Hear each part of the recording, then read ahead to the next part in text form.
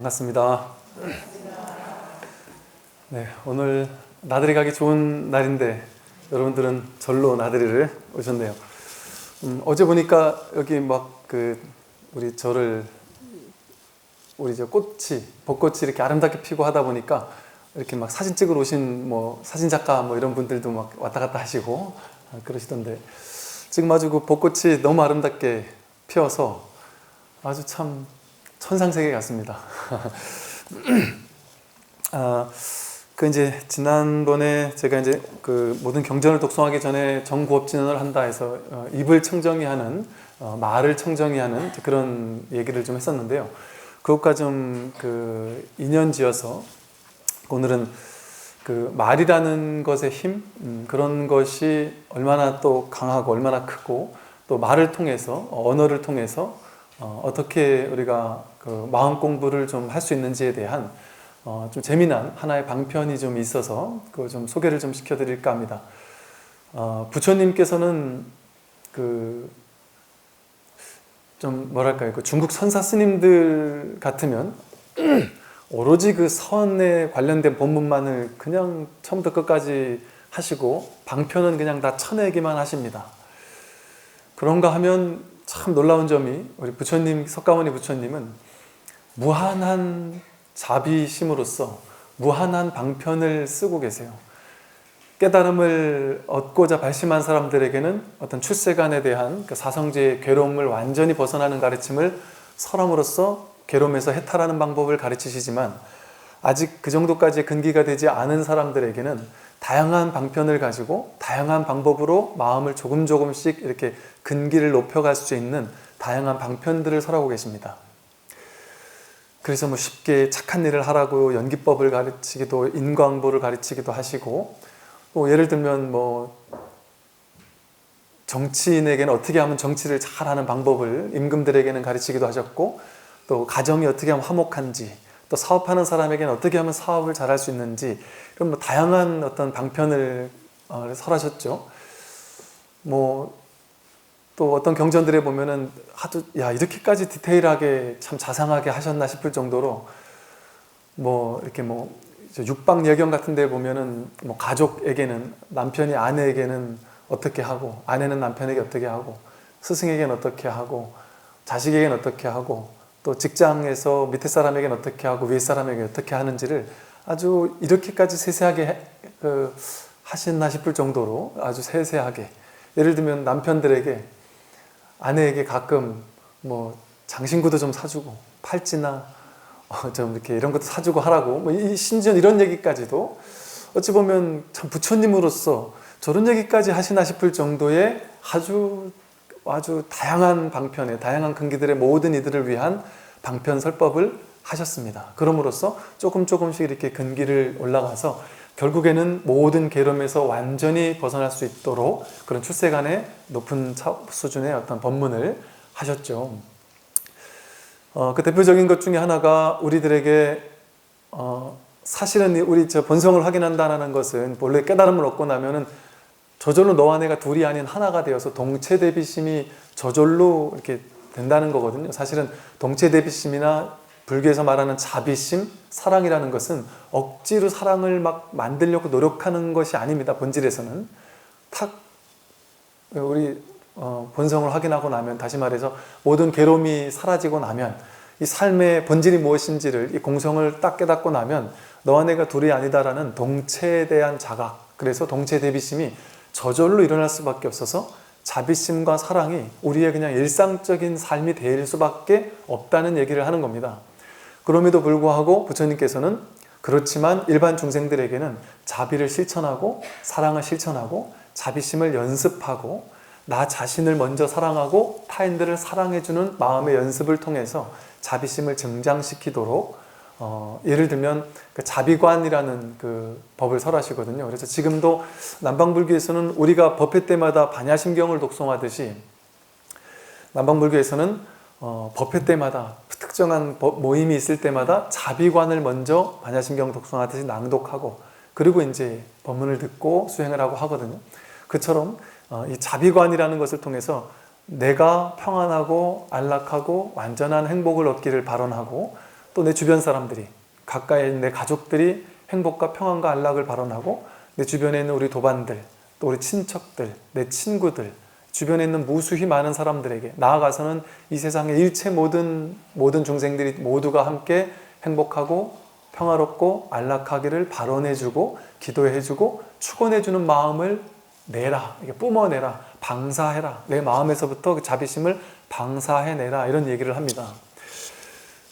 놀라운 점은 내가 나 자신을 먼저 자존감을 향상하고 사랑하고 자비롭게 대하고, 그리고 타인들을 자비롭게 대해서 일체 온 우주의 모든 존재에게 자비심을 방사하고 나면 사실은 그 결과에 대한 열매를 증득하는 것은 그들에게도 이 마음이 전달되어서 그들도 더 좋은 삶을 살아갈 수 있겠지만, 나 자신에게 다시 돌아올 수밖에 없습니다. 왜냐하면 세상과 내가 둘이 아니기 때문에 내가 일체 중생을 위해서 자비심과 사랑의 마음을 뿜어내고 방사해내어서 사랑과 자비의 마음을 이렇게 자비관으로서 명상을 해준다면 그것이 곧 나 자신에게 돌아옵니다. 왜냐하면 본래가 하나이기 때문에 그래요. 일불승, 불이법, 본래의 온 우주법계가 하나의 부처, 하나의 진실, 하나의 신성이랄까요? 하나의 진실밖에 없기 때문에 너와 나 따로따로 떨어지는 존재는 없습니다.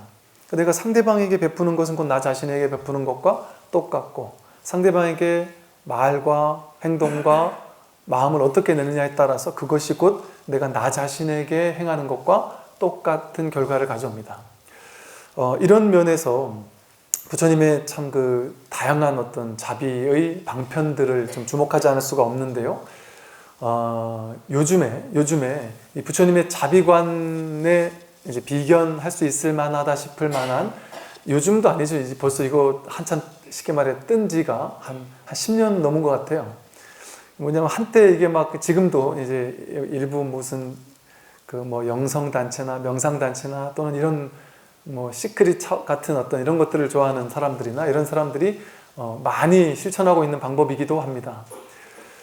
뭐 불교계에서도 정목 스님이 불교 방송에서도 한번 소개하기도 했었고요.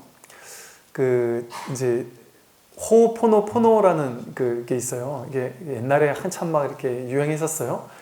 이게 뭐냐면 눈빛을 보니까 의외로 처음 듣는 것 같은 이런 표정으로 뭐 듣도 보도 못하던 무슨 진원 같은 다라니 같은 걸 왜나 이렇게 하는 눈빛으로 저를 바라보시네요.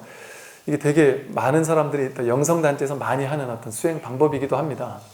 그래서 제가 한동안은 이거를 굳이 이렇게 소개를 안 했던 것이 이제 방편은 될 수 있으면 좀 이렇게 쳐내고 본질을 이렇게 보자는 차원이었는데, 이것도 상당히 어떤 좋은 어떤 하나의 방편이 됩니다. 왜냐하면 우리는 당장 내가 깨달음에 대한 어떤 발심만 하는 것이 아니라 현실적으로 힘들고 어렵고 답답한 일이 있을 때, 혹은 내 마음속에 뭔가 걸림이 있을 때, 그래서 불교에서 큰 스님들도 업장소멸이 먼저 되고 내가 마음속에 막 미운 마음, 증오심, 막 화나고 막 짜증나고 욕심과 질투 이런 걸로 잔뜩 물들어 있는 사람에게 마음 공부해서 깨달아라 이래봐야 의미가 없습니다.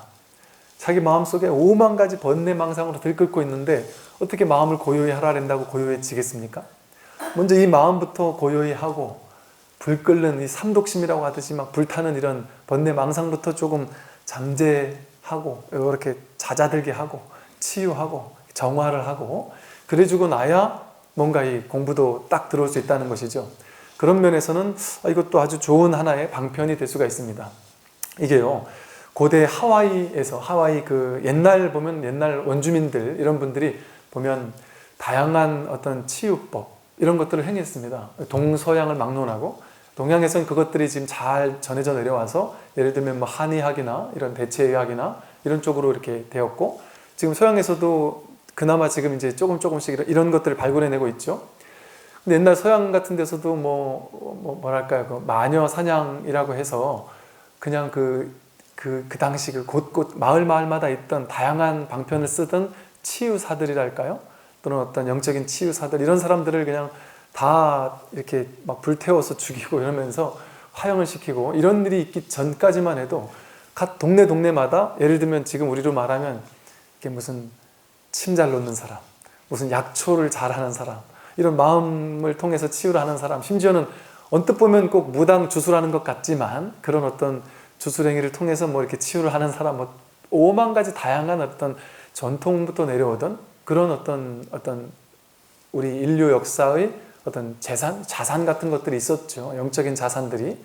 근데 이제 그런 것들이 현대로 들어서면서 많이 이제 사라지곤 했지만, 그러다 보니까 지금에 와서 다시 옛날 인디언들의 전통, 인디언들의 삶의 방식, 인디언 원주민들의 어떤 삶의 지혜, 이런 것들을 다시금 재조명하는 이런 일들도 많이 일어나고 있습니다.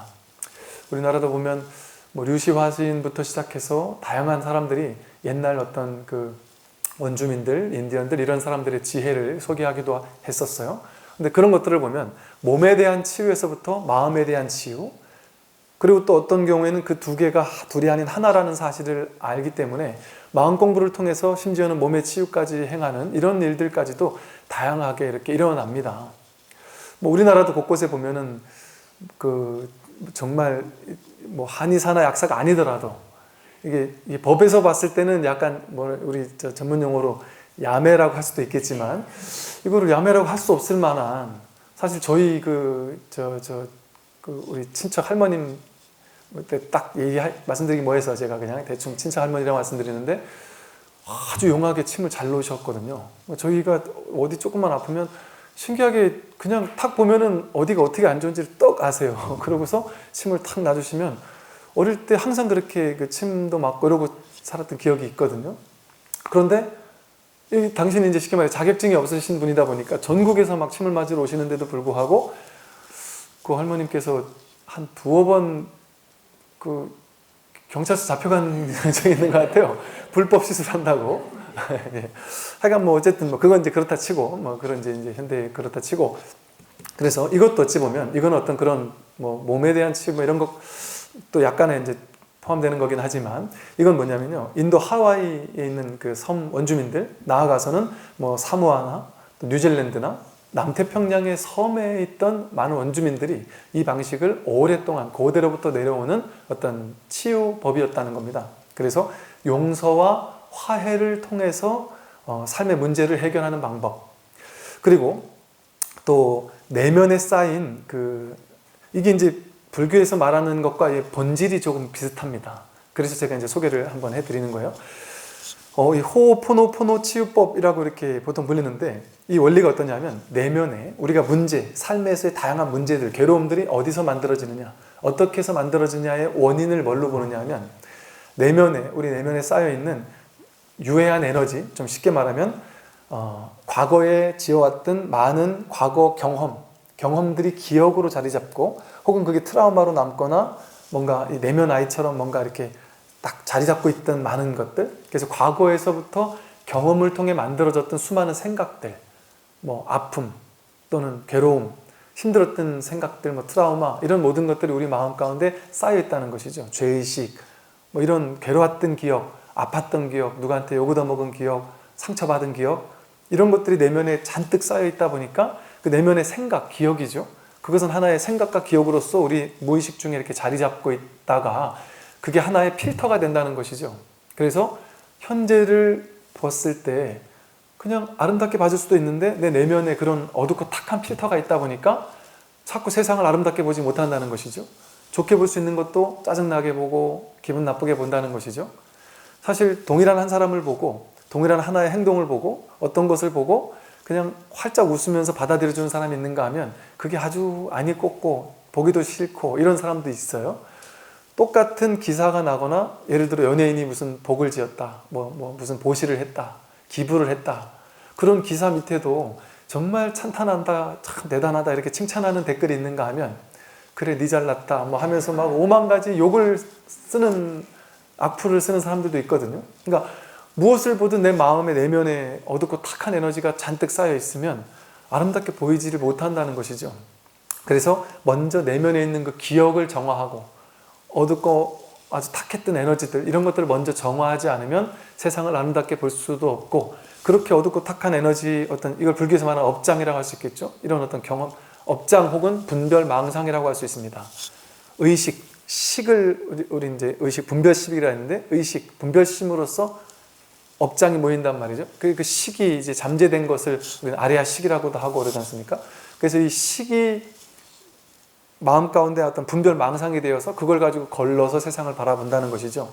그래서 이 식으로 오염된, 이것이 본래 텅 비었다라는 사실, 불교에서 말하면 전식득지라고 해서 분별심, 분별망상들, 온갖 판단 분별들 이런 것들을 지혜로 돌이켜야 된다는 얘기를 하는데 그걸 이제 맑게 비워야 된다는 얘기입니다. 지혜로 전환시킨다는 것이. 그래서 공성, 텅 비게 해야 된다는 얘기거든요.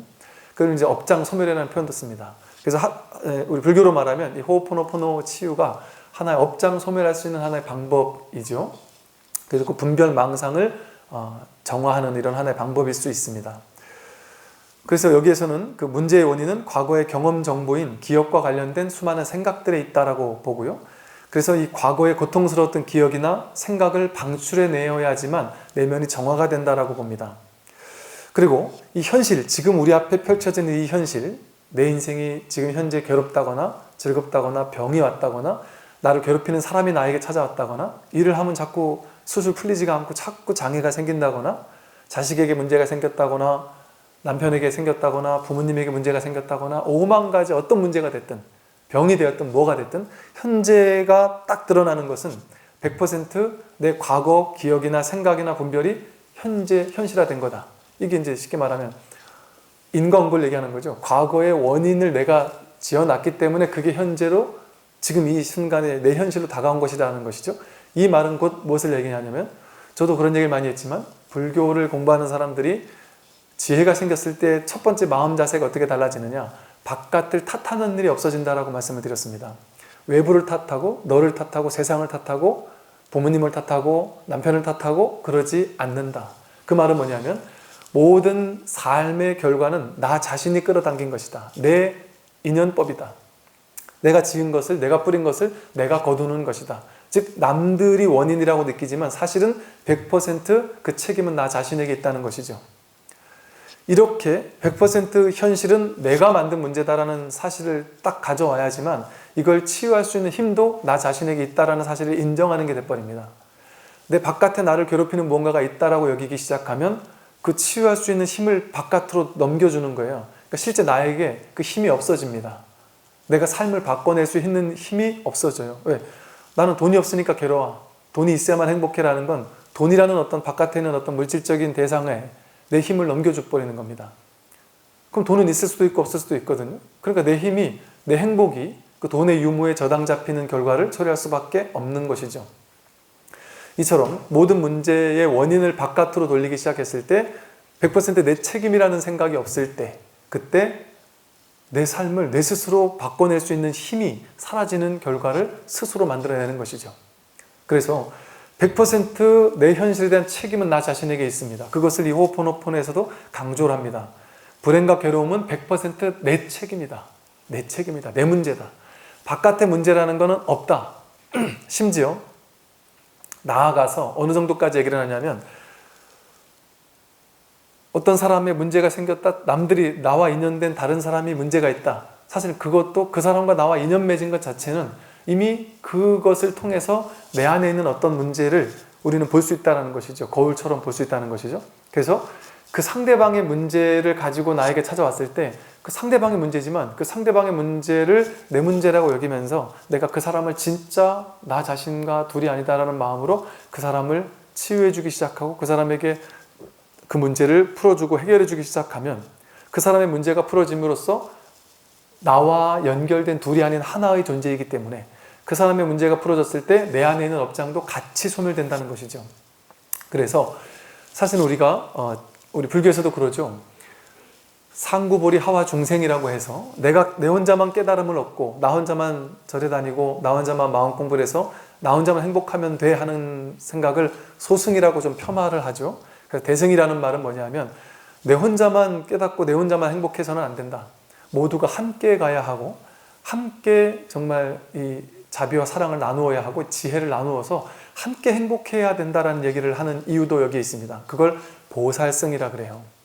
즉 타인을 구제해 줌으로써 나 자신이 구제된다는 겁니다. 보살승은 뭐냐면 보살은 상구불의 하중생 나의 깨달음도 추구하지만 나는 언제든 깨달음에 갈 수 있는 보살은 언제든 깨달음에 들어갈 수 있는데도 불구하고 내가 타인들을 구제하고 일체 중생을 사랑하고 자비롭게 보살펴주고 도와주고 하는 어떤 자비 방편을 통해서 승이라는 게 뭐냐면 타고 간다는 거예요. 저 깨달음에 이른다는 겁니다.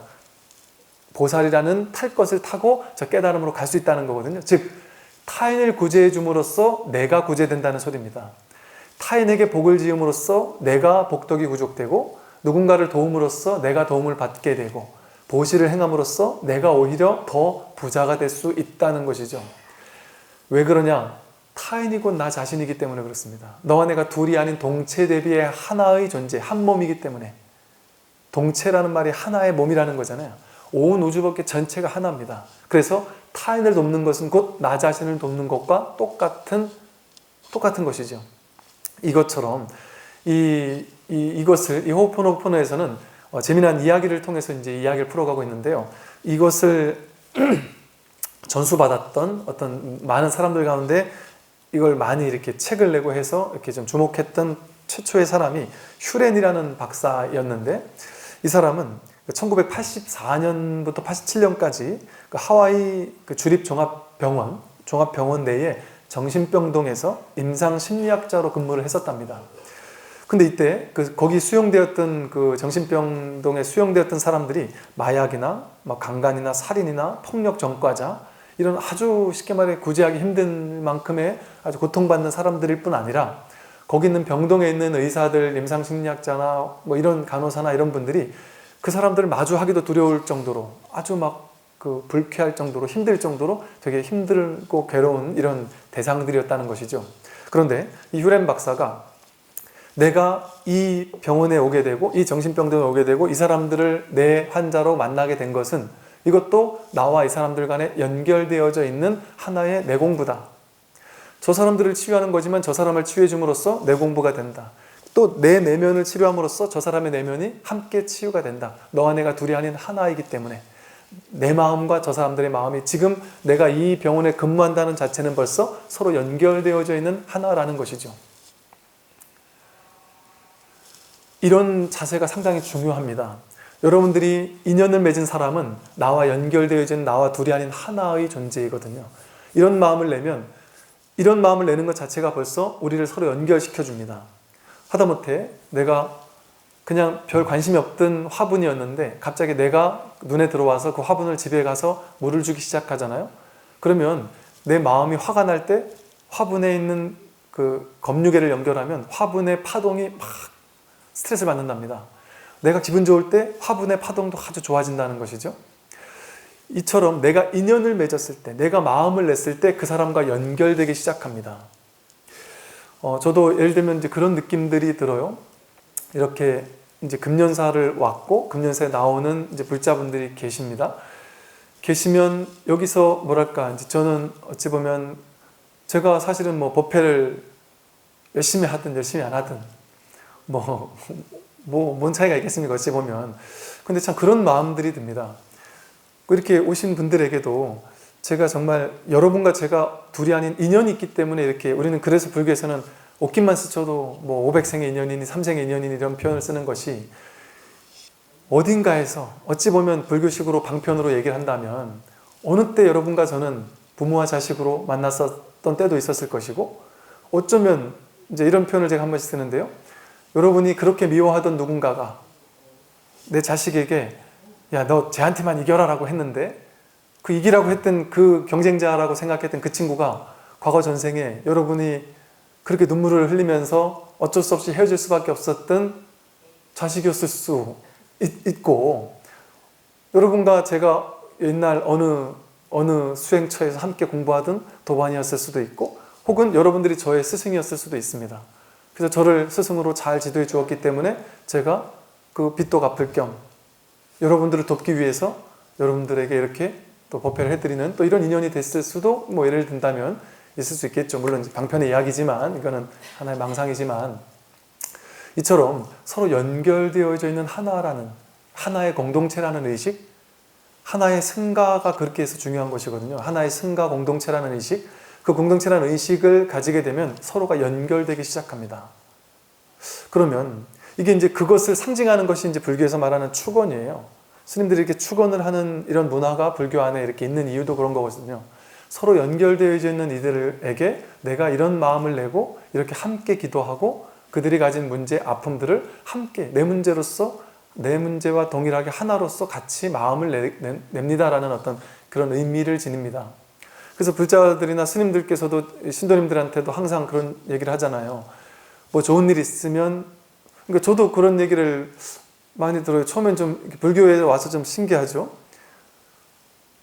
아무 도움을 주지도 않았는데도 신도님들끼리 서로 본인이 한 좋은 일이 생기셨는데, 야, 덕분입니다, 덕분입니다 라고 얘기를 하시고, 뭐 자식이 잘 된 게 뭐 남들 덕분이겠어요? 근데 다 이렇게 염려해 주신 덕분입니다. 병원에서 낫고 돌아오시면, 야, 다들 염려해 주신 덕분입니다. 그리고 또 다들 마음 내서 병원에 입원하고 하면 참 진짜 잘 빨리 쾌유되기를 기원한다고 하고, 새해가 되면 문자로도 참 건강하시라고 하고, 이렇게 서로 축하해주고 축복해주고 뭔가 축원해주고 기도해주는 이런 것들이 우리나라에서도 옛날부터 있었던 문화잖아요. 그러니까 이것이 바로 이제 이 호호포노포노에서도 이게 너무나도 중요하다라는 것이죠. 왜 그러냐면 우리가 둘이 아닌 하나이기 때문에 그렇습니다. 연기법으로서 서로 인연 맺은 존재들, 인연 맺지 않은 존재들 모두가 서로 연결되어 있습니다. 이미 완전히 연결되어져 있다가 그 꽃이라는 시에서처럼 내가 모두가 이미 연결되어 있는 존재들인데, 그래서 다 영향을 주고받는 존재들인데 내가 인연을 맺으면 그때부터 더 긴밀하게 연결되기 시작합니다. 그렇기 때문에 나와 인연 맺은 사람은 나와 더 큰 인연이 되어 있는 것이죠. 제가 많은 그 젊은 친구들과 이야기 나누고 상담해보고 이러는 결과 정말 소스라치게 놀랄 만큼 신기한 점을 발견하는 게 뭐냐면요, 자식들을 만나보고 부모님들을 만나보면요, 신기하게 자제분들과 부모님들은 어쩜 그렇게 똑같은지 모르겠어요. 똑같습니다. 정말 부모님이 정말 자비롭고 훌륭하시고 하면 자식도 똑같이 그래요.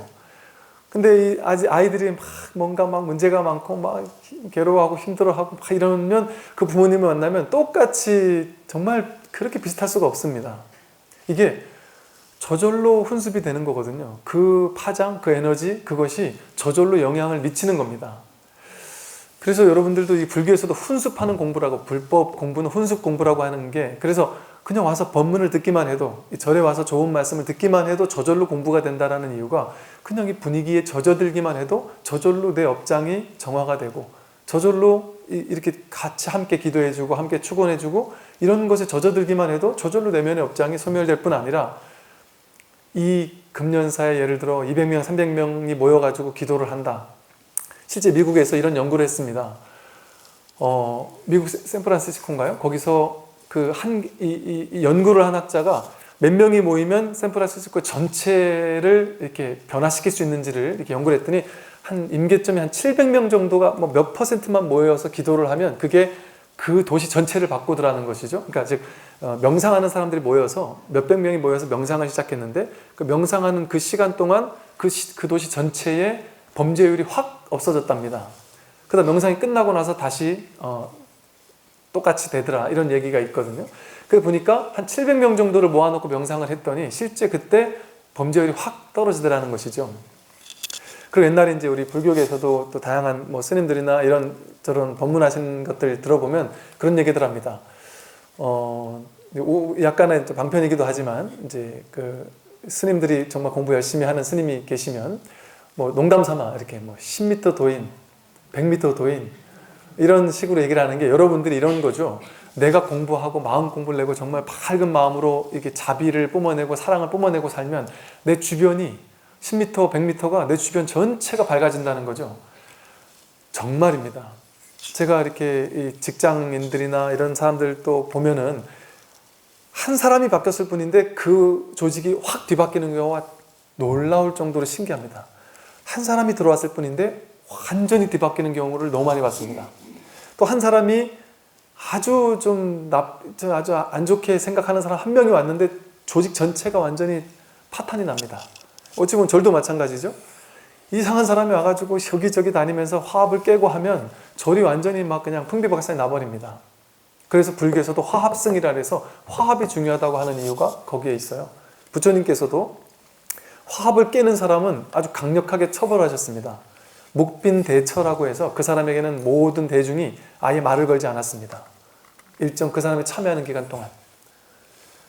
이처럼 화합을 깨는 것이 위험한 이유가 그 사람 한 사람이 전체 분위기를 흐리면서 전체를 전체 에너지를 아주 안 좋게 바꿀 수가 있기 때문이죠. 이처럼 내가 수행하면, 여러분이 수행하면 여러분 가정은 100% 바뀝니다. 가정을 바꾸기 위해서, 자식과 남편을 바꾸기 위해서 막 너 바뀌라고 하는 건 정말 하수죠, 하수. 내가 바뀌면 됩니다, 그냥. 내가 바뀌면 가족만 바뀌는 게 아니에요. 남편만 바뀌는 게 아닙니다. 100% 남편은 내 하기 나름이고 자식은 내 하기 나름이죠. 뿐만 아니라 내 주변의 도반, 친척, 친지, 시어머니 모두가 바뀔 수밖에 없습니다. 그게 원리 원칙이에요. 원리예요, 원리. 이 호oponopono에서도 그런 얘기를 하고 있어요. 내가 변화됨으로써 전체가 바뀐다. 특히 나와 인연 맺은 사람은 더욱더 강력하게 바뀔 수밖에 없다. 그래서 이 휴렌 박사가 이 병동에 있는 모든 이들의 차트를 보면서 하다못해 그러니까 저희가 이렇게 축원을 하는 것처럼 그렇게 하는 것이 차트를 보면서 이 사람들을 위해서 마음을 내주는 거예요. 어떻게 마음을 내주느냐? 이 호oponopono에서 마음을 내는 방법이 뭐냐면 아주 쉽고 간단합니다. 불교에서 말하는 자비관과 흡사합니다. 불교에서는 내가 마음이 평안하고 안락하고 행복하소서 하고 발언해주고 내 주변에 있는 가족들이 가까운 사람에서 점점 먼 사람까지 방사해서 나아갑니다. 내 주변에 있는 사람들이 행복하소서, 평안하소서, 안락하소서 하고 기도해주고 또 우리 부산시내 전체 사람들이 행복하소서, 평안하소서, 안락하소서. 우리나라 모든 사람들이 행복하십시오, 평안하십시오, 안락하십시오. 뭐 위아래로 모든 털끝만큼 미물에서부터 모든 존재에 이르기까지 모두 다 무한한 자비를 내 마음 안에 있는 이 자비심이 모두에게 전달이 되기를 발언합니다. 이런 식의 아주 그 자비관을 하는 개송이 있어요. 그렇지 다음번에 한번 또 소개를 해드리겠습니다.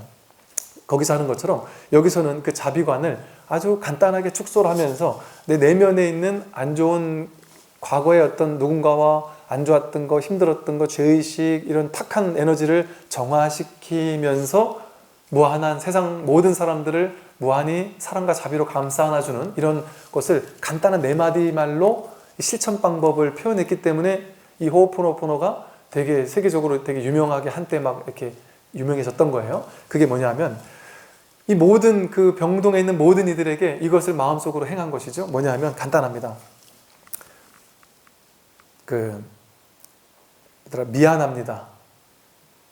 먼저 미안합니다. 용서하세요. 감사합니다. 사랑합니다. 하는 4가지 말이에요. 이걸 마음속으로 반복하는 것이죠. 뭐가 미안하느냐? 뭔가 문제가 생겼다는 얘기 아니에요? 내 마음 안에 뭔가 문제가 생기거나 힘든 일이 생겼다. 그건 내 문제라는 거죠. 너희들 문제니까 니네가 잘못했지가 아니고 내 문제니까 내가 먼저 미안합니다. 내가 이 세상에 있는 모든 문제는 원래 내 문제입니다. 세상과 내가 둘이 아니기 때문에 세상에 있는 모든 문제를 우리는 욕하는 건 좋아하고 악플 달고 미워하는 건 좋아하고 저놈들은 잘못된 놈들이야 라고 손가락질하긴 좋아했는데 그걸 전면 방향을 바꾸는 것이죠. 내가 먼저 미안합니다.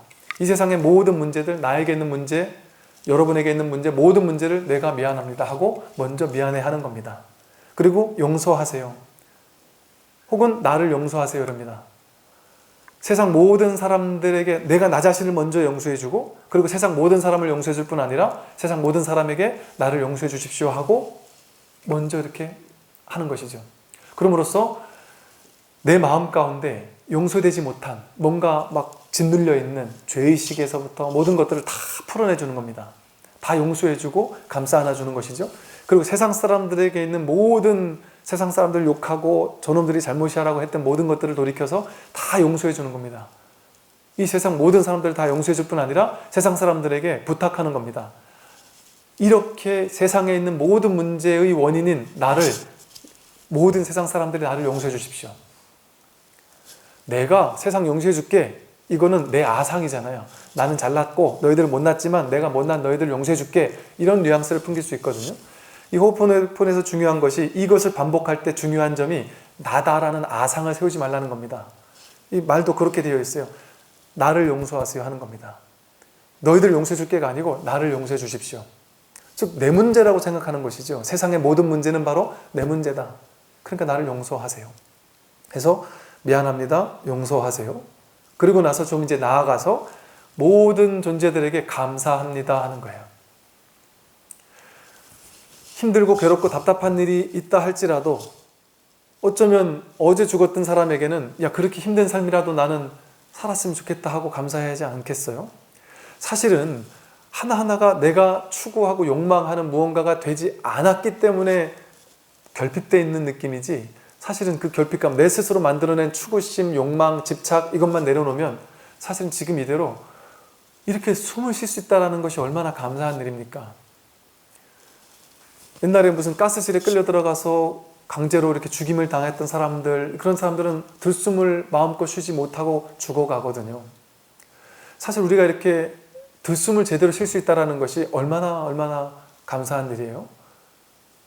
저도 이렇게 아는 분들 중에도 보면은 이 숨을 잘 못 쉬고 힘들어서 막 정말 뭘 이렇게 하시기도 하고 되게 고통하는 분들 계시거든요. 그러니까 이 당연한 것이야말로 감사한 일이거든요. 내가 이렇게 그냥 배고파서 먹을 수 있다는 게 얼마나 감사한 일이고, 이렇게 살았다는 게 얼마나 감사한 일입니까? 아프다 할지라도 그거보다 더 심하게 아파서 당장 죽을 것 같지 않은 정도인 게 얼마나 감사한 일입니까? 그래서 삶 자체를 그렇게 부정적인 데 집착하고 부정적인 것을 바라보지 않고 나에게 주어진 만족스럽고 감사한 일들에 대해서 먼저 감사해 하는 것이죠. 그러니까 부정적인 데 집중하지 않고 내가 좋은 쪽에 집중하는 겁니다. 감사하는 부분들.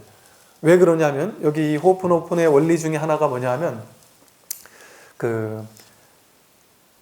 마음이라는 것은 에너지를 집중하고 내가 마음을 지속적으로 집중하는 무언가를 현실로 만들어내는 게 이 세상의 법칙이다 이겁니다. 이게 불교에서 말하는 업장의 법칙과 똑같아요. 내가 말하고 생각하고 행동하는 것, 그것을 어디에 내가 집중하느냐에 따라서 내가 집중하는 것이 현실로 창조된다는 거죠.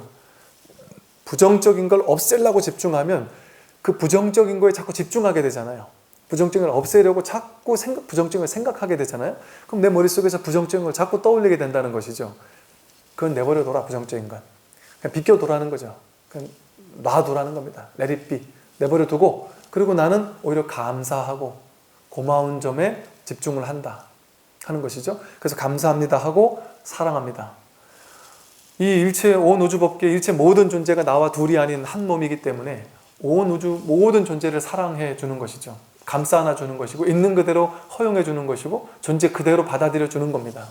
그래서 나아가서 나와 일체 모든 중생을 사랑해 주는 마음을 진심으로 사랑하는 마음을 연습하면서 마음을 내준다는 것이죠. 그럴 때 너와 내가 둘이 아니다라는 마음이 연습이 됩니다. 이렇게 되었을 때 내 마음 안에 있던 어떤 내면 아이 같은 어떤 아픔들 또는 어떤 트라우마들, 장애 또는 과거의 상처 또는 기억, 죄의식, 이런 모든 것들이 내가 세상을 향해서 이렇게 이 네 마디 말을 반복해서 함으로써 점점 치유가 되고 지금 이 순간에 집중하게 된다는 것이죠. 그래서 이 호프노폰에서도 오로지 삶을 변화시킬 수 있는 유일한 때는 지금 이곳, 지금 여기밖에 없다. 지금 이 순간밖에 없다라고 얘기를 합니다. 그래서 과거의 모든 것들은 진짜가 아니다. 그것은 이 네 가지 말로써 다 치유를 해버리고 오로지 지금 이 순간으로 돌아오라는 이야기들을 하고 있거든요. 이처럼 정말 동서고금을 통해서 오랜 어떤 그 영적인 전통이랄까요? 이런 다양한 정통들에서는 불교에만 깨달음이 있고 불교에만 진리가 있다 이렇게 얘기를 할 수가 없습니다. 이런 어떤 깨달음에 대한 언뜻 엿본 사람들의 다양한 어떤 방편들, 그런 것들이 세상에는 당연히 많이 있을 수 있고, 그런 것도 우리가 적절하게 잘 활용하고 방편으로 잘 쓸 수만 있다면 이것을 통해서 우리 현재 있는 어떤 업장을 소멸하고 문제를 해결할 수 있는 방법이 될 겁니다. 제가 이걸 그동안 많이 이렇게 쓰진 않았던 이유는 그렇다고 이것이 어떤 실체적인 뭐가 있다라고 여길까봐, 이걸 뭔가 여기에도 또 취하게 될까봐 그렇게 돼서는 안 되지만 하나의 방편으로서 꼭 필요할 때 이렇게 쓸 수가 있고요. 이것을 제가 불교의 어떤 그 있는 그대로 허용하고 받아들이는 어떤 수용과 어떤 지금 이 순간을 허용하는 지금 여기라는 그 명상을 결합시키고 또 자비관을 결합시키고 제가 여태까지 말씀드렸던 지금 이 순간에 존재하는 수용하라는 어떤 이런 것과 연결지어서 그때 이게 처음에 나오고 나서 얼마 안 있었을 때 이제 수용합니다. 그러니까 제가 우리 그 목탁소리에서 많이 쓰던 방법이었어요. 그래서 수용합니다, 용서합니다, 감사합니다, 사랑합니다 이렇게 좀 바꿔봤었어요. 왜냐하면 첫 번째로 있는 그대로를 있는 그대로 허용해주고 받아들여주는 것. 그게 바로 모든 명상의 궁극의 실천이거든요.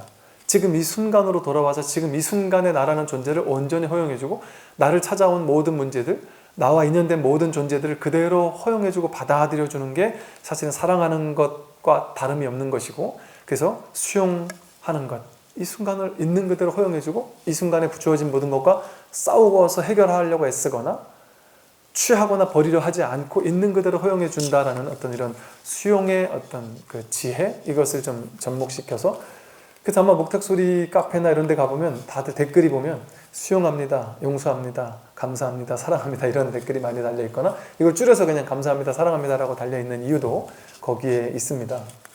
이처럼 내가 어떤 말로 어떤 말을 많이 하고 사는지, 어떤 생각을 많이 하고 사는지, 어디에 마음을 집중해 사는지에 따라서 내 삶은 완전히 바뀝니다. 그래서 여러분들께서도 어떤 막 짜증스럽고 괴롭고 이런 마음이 있을 때 그런 거에 자꾸 집중하는 것이 아니라 오히려 아름다운 진원들, 밝고 환한 진원들, 나를 청정하게 해주는 내 마음의 어떤 아픔들을 치유해 줄 수 있는, 정화시켜 줄 수 있는 이런 언어들, 이런 것들이 하나의 진원이 됩니다. 그래서 그 수용합니다, 용서합니다, 감사합니다, 사랑합니다를 그 목탁소리 4대 진원이다라고 이렇게 제가 한번 표현을 해봤었어요. 그래서 그 어떤 분들은 그걸 수용서, 감사랑 이래가지고 또 표현을 하기도 했었고요. 그래서 이런 어떤 긍정적이고 밝은 어떤 지혜를 드러내주고 있는 이런 것들을 방편으로서 이렇게 그때그때 힘들고 어려운 일이 있을 때 활용하는 것을 통해서 내가 조금 더 어떤 지혜의 길에 가까이 갈 수가 있고 그렇게 될 겁니다.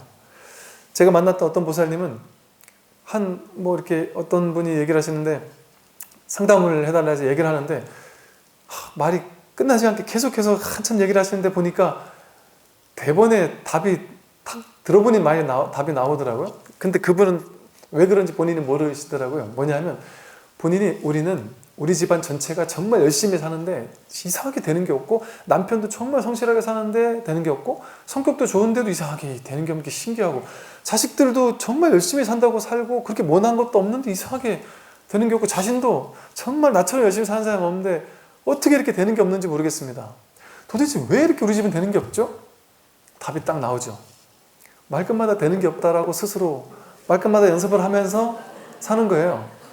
그 현실이 아무리 열심히 살아도 자꾸 이렇게 되는 게 없다고 연습을 하면서 사니 그 말이라는 진원이 되는 게 없는 쪽으로 자꾸 그렇게 부정적인 쪽으로 집중을 하고 있으니 그렇게 될 수가 있겠는가 하는 것이죠. 이처럼 이렇게 밝고 우리 부처님의 자비관을 연습하듯이 미안합니다, 용서합니다, 감사합니다, 사랑하세요, 또 수용합니다, 용서합니다, 감사합니다, 사랑합니다 하는 이런 어떤 밝고 공명하는 이 온 우주법계가 둘이 아니다라는 사실을 어떤 드러내고 있는, 담고 있는 그런 어떤 정신들을 담고 있는 이런 어떤 참된 말들, 진언들, 이런 것들을 현실에서 실천함으로써 말을 정화시킬 수 있는, 그야말로 정구업진언을 할 수 있는, 그게 바로 구업진언입니다. 그렇게 할 수 있는 그런 것들이 되게 필요하지 않나 그런 생각을 합니다. 여기까지 말씀을 드리겠습니다.